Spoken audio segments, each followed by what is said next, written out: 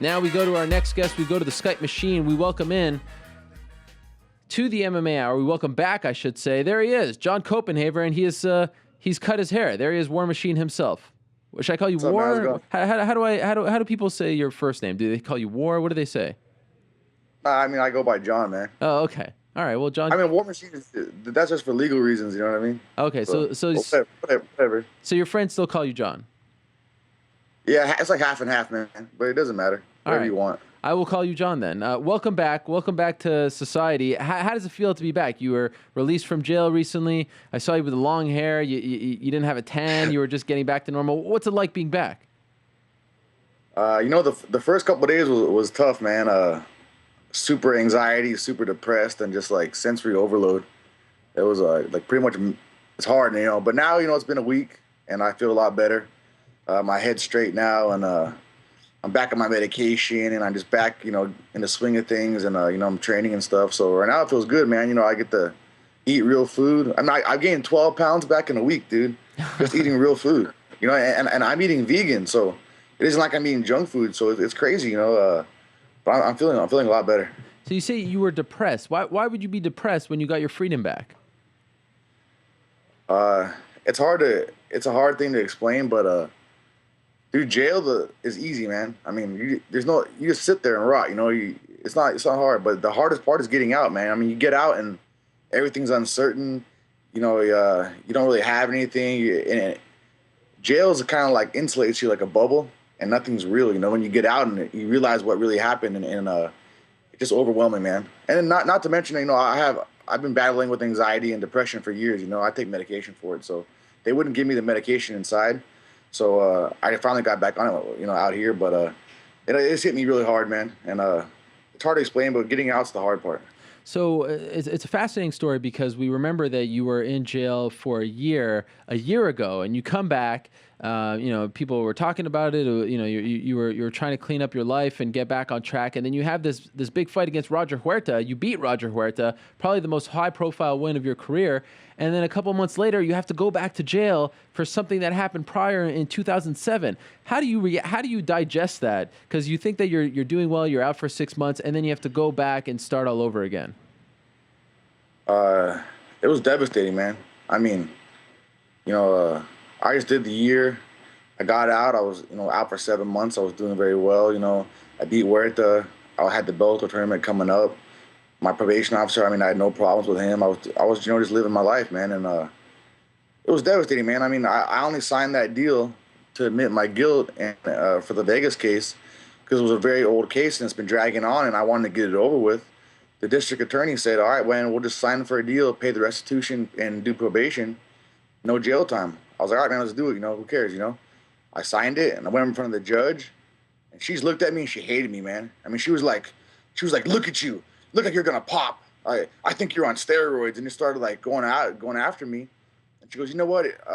I'm not going to honor this plea agreement. You need to go to jail. And I was shocked. I didn't even know what to think. I didn't even think it was possible, man. Really, I thought there was no chance of that happening. It hurt a lot, man. And I think it was irresponsible on her part because, I don't know, I just did a year, I changed my ways. I don't know what she was doing, she's crazy. Can you explain as much as possible what you were charged with back in 2007? Yeah, it was a battery. I was working at a club at the time, and there was another bouncer there. He was a big guy. He's like 6'3", 300 pounds. And we didn't get along. He didn't like me for what, I don't know why, I even know why, but there was always a little bit of tension. And then finally one night, we had an argument, and he got in my face, and he's kind of like, I don't care if you're a fighter, I'm twice your size, I'll smash you, you know what I'm saying? I told him, I said, hey man, get out of my face, bro. I said, I'm gonna smash you, get out of my face, you know what I mean? And he tried to do one of those like flinch things at me, try to scare me, but I don't really get scared, so I hit him instead, and then we kind of tied up, and I took him down, and on the takedown, his knee twisted. It was a fluke, man. He tore his ACL on the way down. It got broken up, and that was it. It was nothing, but yeah, that's how the fight went.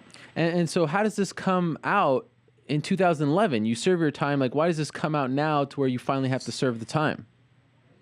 Well, we had been going to court for, a couple of years for it because the DA had no case. You know what I mean? And they didn't want to go to trial because they didn't think they could win. And I was waiting for a deal that they wanted me to pay 60 grand restitution. So I was trying to get the money down. I said, if you guys will assign me 30 grand, I'll pay it. So we were in negotiations for 2 years, dragging on. They had no case. They didn't know what to do. So when I got out of jail, I was like, hey, you know what, man? I'll pay the 60 grand, whatever. But just sign the deal. I want to get on with my life. And that's why they had the deal with no jail time, because they had no case. That's why the DA agreed to do it. And the judge, I don't know what her deal was, man. She just, I accepted the guilty plea in front of a different judge. I went in front of her for the sentencing judge, and then she looked at me and she hated me. I don't know what it was. In 2010, you were in San Diego jail. This time it was Las Vegas jail. What's the difference between either, if there are any differences? Oh man, jail sucks, period. But Las Vegas is tripping. The amount of food we got, man, it was horrible. I lost 20 pounds in a matter of a couple months. We got way more food in San Diego. I'm calculating we got 1,500 calories a day in Vegas, probably 25, 30 grams of protein. And they know they're doing something wrong, because when Floyd Mayweather was there, he was complaining about the food and he went to court about it, right? And then they were scared that they were going to get inspected, because 3 days later, man, all of a sudden our trays are fattened up. All of a sudden we're getting fruit every day. The time I was in jail, we got one piece of fruit a week. And after Mayweather was there, we got it every single day. Then a week after he left and got released, bam, they changed it back. Wow. One orange a week. Trays way smaller. So they know that they're shorting the guys in there, and that was proof right there to me, So the food was a big problem. That was, and the visits in Vegas sucked. In San Diego, the visits are behind glass, and you have phone, but you could see the person. It's like a real visit, and it lasted like 45 minutes to an hour. In Las Vegas, it was like this. It was like a computer. It was like a computer monitor and a phone for 25 minutes. So there was little things like that just sucked.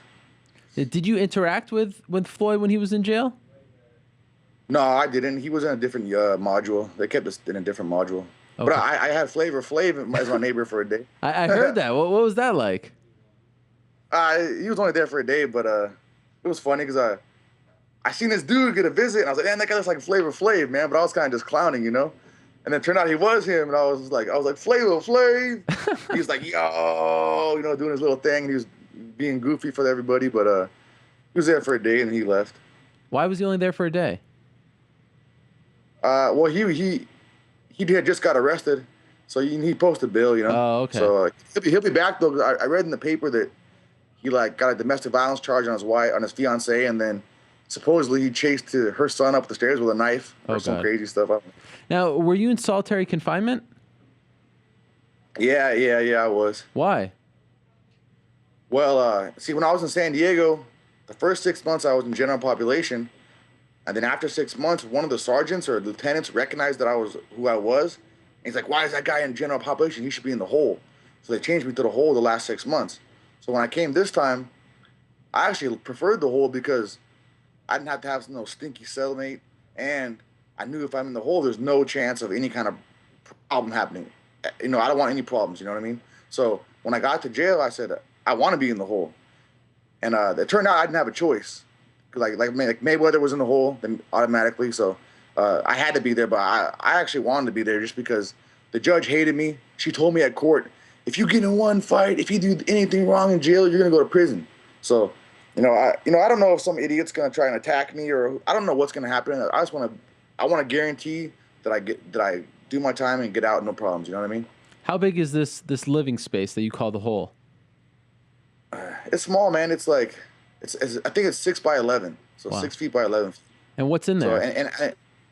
So, you got your bed, you got a little desk, toilet and sink combo. That's it, and little window. But we're in there Monday through Friday, 23 hours a day, and then Saturday and Sunday all day long. So, we're in there most of the time. We don't get out a lot, And what'd you do to pass the time? Dude, I read 117 books in 9 months. Wow. That's a lot, dude. Because in San Diego, in San Diego, I was there for 12 months straight. And I read like 70 books, right? But this time, I killed my record. I read 117. I mean, I was just smashing books. I would wake up, uh, just start reading, bam, bam, bam. I would stop, take an hour to train or something, back to the books. And I was just killing books. Any book in particular that stands out as your favorite? Dude, I read so many good ones, man. And I read so much just crap too, just filler, like fiction stuff, you know? But Yeah. uh, I don't know, man. I like weird stuff like I don't know, kind of conspiracy stuff and like science stuff that's kind of like on the DL. But I read a neat book. It's an easy read because it's like kind of like essays, but it was called Forbidden Science by Douglas Kenyon, and it just talks about all kinds of cool stuff, man. It was just like, I mean, they say it's true, you know what I mean? I don't know, but if it's true, it's crazy. But it was a neat book to read. Easy book to read too. So when they let you, you have to stay there for 23 hours. What do you do for that 1 hour that they let you out for? You get a half an hour on the tier, which means that the tier is like straight out your door. So once you're on the tier, you can talk to other cells if you want to, and you can shower and shave, talk to other cells. Then the second half an hour, you go into the TV room and you sit there and watch TV and read a paper. They ever have MMA on TV? Actually, they did.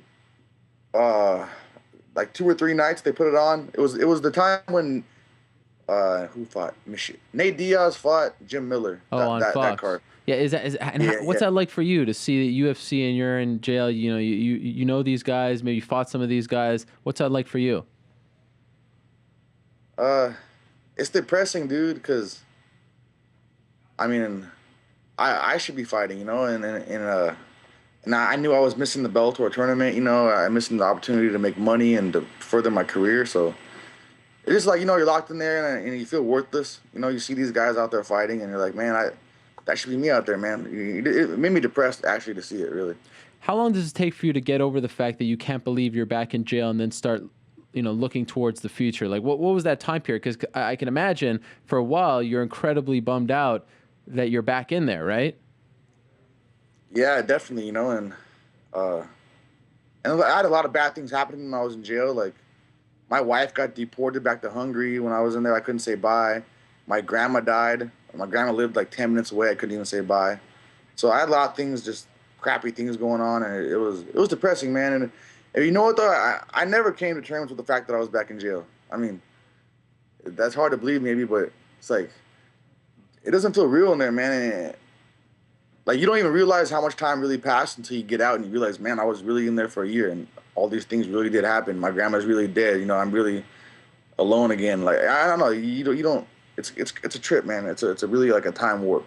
And why weren't you there for a year? Why'd you get out early? Well, that's normal. Like, say, when I was in San Diego, I was sentenced to a bullet, which means that you don't get any of your good time. So, and in Vegas, I got sentenced normally, which means like you get your good time. So, as long as you don't get in trouble, you get out. You only do 2/3 of the time. So that's why I got out at 9 months. And where's your wife now? In Hungary. Oh wow, is she going to be able to come back? Nah, see what happened was when I got out last time from jail, I was out, everything was cool, and like 2 months later, I talked to my lawyer and he's like, hey man, they denied her citizenship, you know, packet shit, you know, she can't stay here. So at that point, I can't move out of the country because I'm on probation and she couldn't stay here. So at that point, really, we were screwed, you know, and I kind of started being a jerk and started pushing her away. I don't know, I just built a wall around myself, you know. I knew I had no chance, you know, and I was trying to protect myself, but she didn't end up having to leave until like 2 months after I was inside. But it just sucks, man, because I couldn't say bye, and it wasn't. We were forced to kind of end it, you know. And I don't know, man. It was tough, dude. But So that's because I know you spoke about you talked on this show about how your wife helped you get back on track. So you're not going to try to get her back into the U.S.? There's no way. Oh wow. Like she can't come back for 7 years. Oh wow. So like I mean, and if I wasn't on probation, like after the work to fight, I would have just left with her, you know, moved to a different country. I mean, I don't really care about being here, and you know, I don't know. I brainwashed myself after I got out of jail last time to think that I was unhappy and that I didn't want to be married. But I really think that I just like built a wall around myself because I knew that she had to leave, and I think I just started pushing her away, man, and just started telling myself that I cared more about screwing whores than being with my wife. You know what I mean? Because she never did nothing wrong, man. She was perfect. She was like always sweet to me, did everything right. You know, she trained too, and she didn't bitch about my training and stuff. And I just was like still miserable, but I know it was like a subconscious thing that I did to protect myself. But it sucks, man. So Bellator stood by you. You're still a member of Bellator, and you're expecting to make your debut for them in January? Yeah, you know, Bjorn and them, they knew I didn't do anything wrong again. If I would have came out and did something wrong, they wouldn't let me back. But this was an old thing, and I got screwed. So they said, hey, you know what, man? Go in there and do your crap and get out, and you still got a spot. So they stood by me. And yeah, I fight in January. Actually, I think the voting starts tomorrow for that fan fight vote. You can vote on Spike.com for me, Ben Saunders, Paul Daly, or Douglas Lima, and the two with the most votes fight first in the tournament. So and what's going on with you and Ryan Ford on Twitter? You guys are going back and forth. Are you trying to set up a fight there? What's the deal here? Nah, you know what, dude? This guy Ryan Ford, I don't know if he's been having people tweet at me. Like, I'm talking years ago before I even knew who he was. Because last time I got out, people were like, "Oh, you got to fight Ryan Ford, the real deal." And I was like, "Who's Ryan Ford? I don't even know who his real deal is. I never even heard of him. I don't want to fight. Why am I going to fight him? I don't even know who he is." So that's how it started. And then now, since I've been in, he had a few fights in Bellator, and now people know who he is. So, and then it started again. We're like, "Oh, you shouldn't fight those four guys. You should fight Ryan Ford." And I tweeted back like, "Nah, man, I want a hard fight. Ryan Ford's too easy, some crap."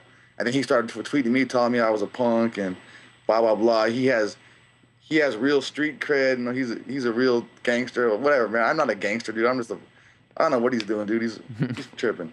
All right. But I mean, if we fight, and I'll smash him, dude. I don't think he can handle me anyway. So do you feel, Jon, that you are back on track here? Do you feel like those bad times are behind you?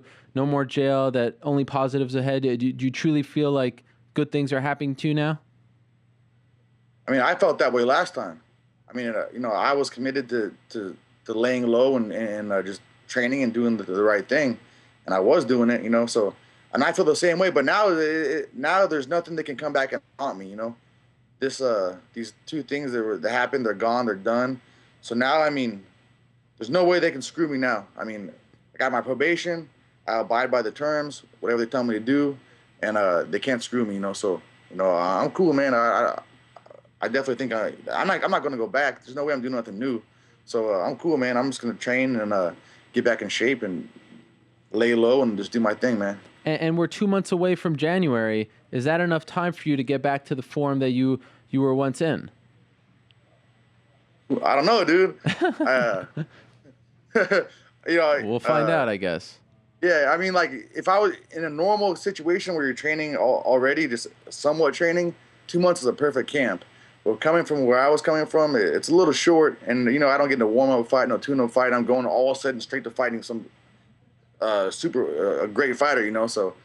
But, I think I can pull it off, man. I think I'll bounce back quick enough. I got 2 months, so, I sparred for the first time on Monday, and I did way better than I thought I was going to do, so that was a really good sign. And my teammates have been training this whole time, so, I mean, in another month, who knows, I might be back to normal. So we'll see, but I think I'll be okay. All right, Jon. Well, best of luck to you. Thanks so much for stopping by. Good to see you back, and looking forward very much to your debut in Bellator in January. All right, thanks for having me, man. Appreciate it. All right, there he is, Jon Koppenhaver, a.k.a. War Machine, joining us back with the normal folks, back in society, out of jail, and looking forward to making his Bellator debut for their welterweight tournament in January. That, of course, will be on Spike TV as they make the transition from MTV2 to Spike TV.